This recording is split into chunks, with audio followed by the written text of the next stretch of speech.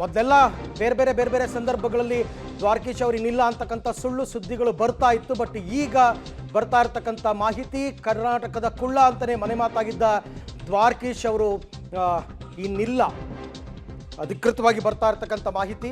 But ವಯೋಸಹಜ ಅನಾರೋಗ್ಯದಿಂದ ಅವರು ಬಳಲ್ತಾ ಇದ್ರು ಅಂತಕ್ಕಂಥ ಮಾಹಿತಿ ಲಭ್ಯ ಆಗಿದೆ. ನಟ ನಿರ್ಮಾಪಕ ಡಾಕ್ಟರ್ ರಾಜ್ಕುಮಾರ್ ಕಾಲದಿಂದಲೂ ಕೂಡ ಇಲ್ಲಿಯವರೆಗೂ ಚಿತ್ರರಂಗದಲ್ಲಿ ಸಕ್ರಿಯರಾಗಿದ್ದಂಥವರು.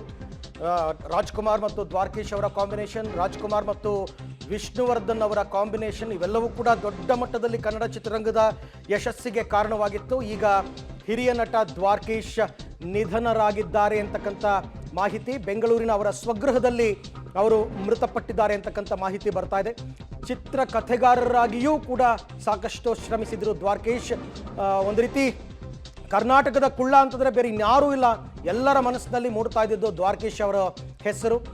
ಕೊನೆಗೂ ಕೂಡ ಈಗ ಅಪ್ಡೇಟ್ ಆಗ್ತಾ ಇರತಕ್ಕಂಥ ಮಾಹಿತಿ, ತಮ್ಮ ಸ್ವಗೃಹದಲ್ಲಿ ಅವರು ಮೃತಪಟ್ಟಿದ್ದಾರೆ ಅಂತಕ್ಕಂಥದ್ದು. ಹಿರಿಯ ನಟ ದ್ವಾರಕೀಶ್ ಅವರು ನಿಧನರಾಗಿದ್ದಾರೆ.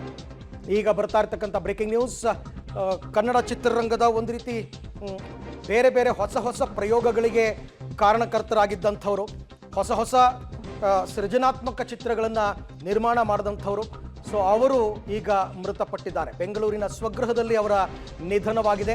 ವಯೋಸಹಜ ಅನಾರೋಗ್ಯದಿಂದ ಬಳಲ್ತಾ ಇದ್ದರು ದ್ವಾರಕೀಶ್ ಅವರು ಕನ್ನಡ ಚಿತ್ರರಂಗಕ್ಕೆ ಕೊಟ್ಟಿರ್ತಕ್ಕಂಥ ಸೇವೆ ಅನನ್ಯವಾದಂತಹ ಸೇವೆ. ಸಾಕಷ್ಟು ವರ್ಷಗಳು, ದಶಕಗಳ ಕಾಲ ಕನ್ನಡ ಚಿತ್ರರಂಗಕ್ಕೋಸ್ಕರ ದುಡಿದಂತಹವರು ದ್ವಾರಕೀಶ್. ಇವತ್ತು ಅವರ ಸ್ವಗೃಹದಲ್ಲಿ ಅವರ ನಿಧನವಾಗಿದೆ. ಕನ್ನಡದ ಜನಪ್ರಿಯ ಚಿತ್ರಗಳಲ್ಲಿ ನಟಿಸಿದ್ರು, ಜನಪ್ರಿಯ ಚಿತ್ರಗಳನ್ನು ನಿರ್ಮಾಣ ಮಾಡಿದ್ರು. ಒಂದು ಹಂತದಲ್ಲಿ ಈವನ್ ತಮಿಳು ತೆಲುಗುನಿಂದಲೂ ಕೂಡ ಅವರಿಗೆ ಸಾಕಷ್ಟು ಆಫರ್ಸ್ ಬರ್ತಾ ಇತ್ತು ಖ್ಯಾತ ಹಾಸ್ಯ ನಟರಾಗಿ. ಸೊ ಹಾಗಾಗಿ ಅಷ್ಟು ಡಾಕ್ಟರ್ ರಾಜ್ಕುಮಾರ್, ವಿಷ್ಣುವರ್ಧನ್ ಆ ಕಾಲದಿಂದಲೂ ಕೂಡ ಕನ್ನಡಕ್ಕೆ ಹೊಸತನವನ್ನು ತಂದುಕೊಟ್ಟಂತಹ ಮೇರು ನಟ ಮತ್ತು ನಿರ್ದೇಶಕ, ನಿರ್ಮಾಪಕ.